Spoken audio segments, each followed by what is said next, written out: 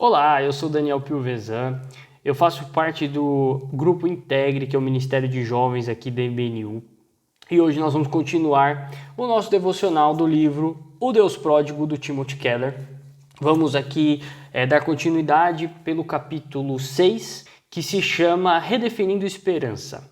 E se você ainda não assistiu aos vídeos anteriores, dá uma procurada aqui na nossa playlist, dá uma olhadinha aqui no nosso canal, que nós temos os vídeos relativos à introdução e aos capítulos 1 a 5, para que você possa também acompanhar aí a nossa linha de raciocínio de hoje. O Timothy Keller inicia o capítulo 6 falando do conceito de saudade de casa, né? Porque nós já vimos aí o contexto geral, né, o contexto de Lucas 15, o contexto onde está a parábola, e a gente percebe que também essa parábola ela se insere num contexto mais amplo, que é o contexto da própria Escritura. Jesus ele está remetendo ali a um tema que possui um impacto muito grande nos nossos corações, que é o tema da saudade, a saudade que nós temos de casa. Esse sentimento é um sentimento muito interessante, esse conceito é um conceito muito interessante, porque o conceito de lar, o conceito de casa, é um conceito forte, mas também é um conceito desconcertante. Por quê? A gente tem um anseio, o ser humano tem um anseio dentro de si de encontrar um lugar que seja adequado, que ele encontre harmonia, um lugar que nós possamos ser nós mesmos e um lugar que nós possamos, inclusive, nos reencontrar. Mas o que parece é que nenhum lugar no mundo se encaixa na satisfação dos nossos desejos de encontrarmos essa harmonia, de encontrarmos esse lugar, esse lar. E aí o Timothy Keller ele lança uma pergunta. A pergunta é a seguinte: por que esse conceito de lar tem tanta influência, tem tanto peso sobre o ser humano? Essa pergunta ele responde inclusive com base no relato do Jardim do Éden, o que é bastante interessante, porque nós fomos criados para viver no Jardim do Éden, para viver no Jardim de Deus. Só que esse lugar que é um lugar perfeito, um lugar sem decadência, sem maldade, esse é um lugar em que nós antigamente vivíamos sempre na presença de Deus, em um relacionamento pleno com Deus. Só que a humanidade ela acabou se incomodando justamente com o fato dela estar sob a autoridade de Deus. E aí nasceu dentro do coração do ser humano esse desejo de independência. Da mesma forma que o irmão mais novo na parábola do filho pródigo, ele quis ter essa independência, ele quis sair de casa. E aí a consequência desse sentimento de querer independência, de não querer mais estar debaixo da autoridade de Deus, a consequência disso foi o quê? Foi o pecado e no final o ser humano foi justamente exilado do Jardim do Éden.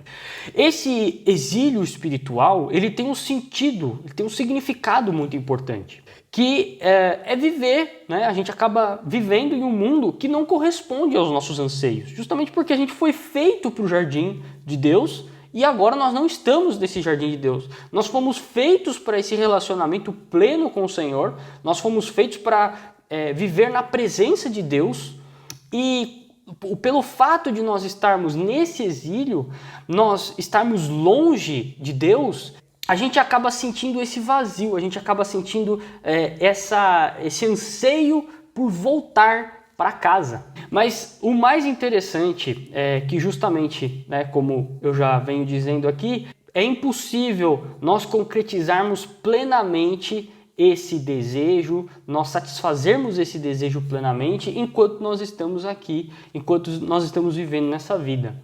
E nós podemos nos esforçar o quanto nós quisermos para tentar recriar esse lar, essa casa que nós perdemos. Mas a Bíblia, ela tem uma linha, né, que vai nessa direção de que somente na presença de Deus é que nós podemos encontrar esse lar, nós podemos satisfazer essa necessidade que tem no nosso coração. E aí é que a coisa vai ficando mais interessante, porque o tema do exílio, esse tema de o ser humano estar exilado, é um tema que acaba sendo recorrente na Escritura. Então a gente vê ali, né, no próprio relato de Adão e Eva, como eu já mencionei, mas também, por exemplo, Caim, ele foi condenado a vagar como nômade, ou seja, foi exilado. Jacó, ele foi exilado também depois que enganou o seu pai, seu irmão. José foi exilado no Egito. Os israelitas foram exilados no Egito.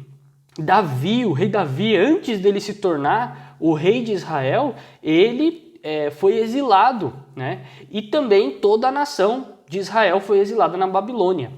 Então a gente percebe que essa mensagem do exílio, ela é uma mensagem recorrente na Bíblia, porque o ser humano, a humanidade, é um grupo de exilados tentando voltar para casa.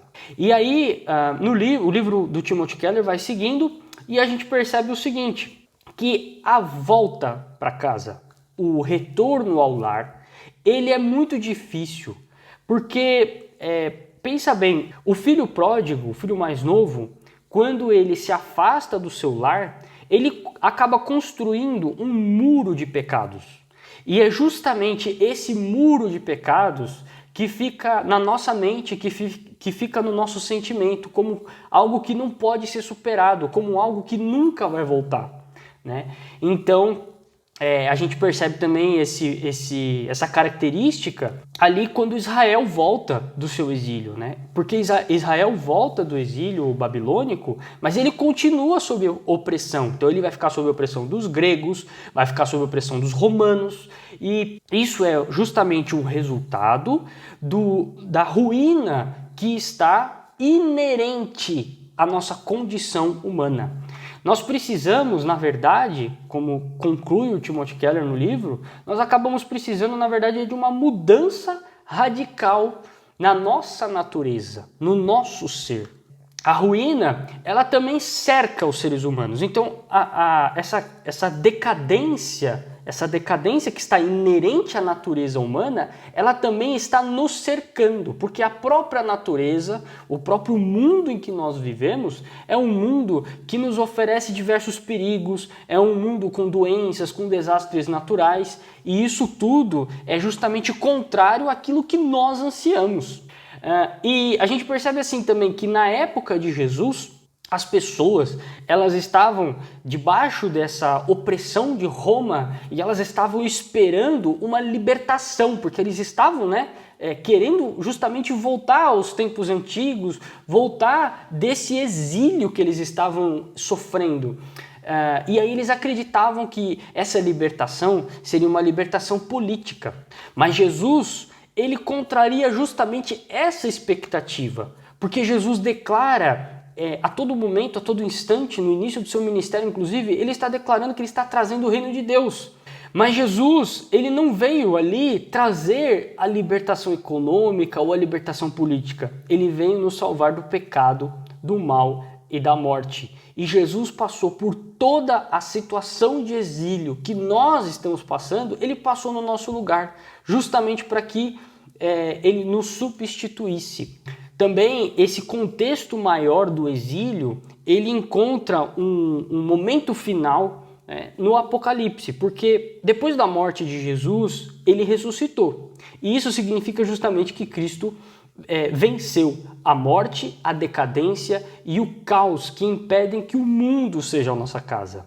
Mas aí, no final do Apocalipse, no final do livro do Apocalipse, o Cordeiro, ele foi sacrificado para que nós pudéssemos ser perdoados e voltar para casa. Em Apocalipse 19 tem um banquete e nesse banquete está presente a árvore da vida, justamente a árvore da vida do Jardim do Éden. E aí a gente percebe que Deus, no finalzinho ali do Apocalipse, Deus ele vai restaurar todas as coisas. E aqui eu faço até a citação de Apocalipse 21, verso 4, que diz o seguinte: ele enxugará dos olhos toda lágrima, não haverá mais morte ou luto, nem choro, nem dor, pois a antiga ordem das coisas já passou. Então a gente percebe que no final de todas as coisas, Deus vai justamente acabar com essa situação de exílio e ele vai acabar com essa situação de uma forma definitiva. Então, é assim que conclui o nosso capítulo 6 desse livro do Timothy Keller, O Deus Pródigo. eu quero convidar você a se inscrever no nosso canal e compartilhar com os seus amigos, com os seus conhecidos, para que essa mensagem seja divulgada. E Deus abençoe e continue nos seguindo aqui para os próximos vídeos, para a conclusão deste livro.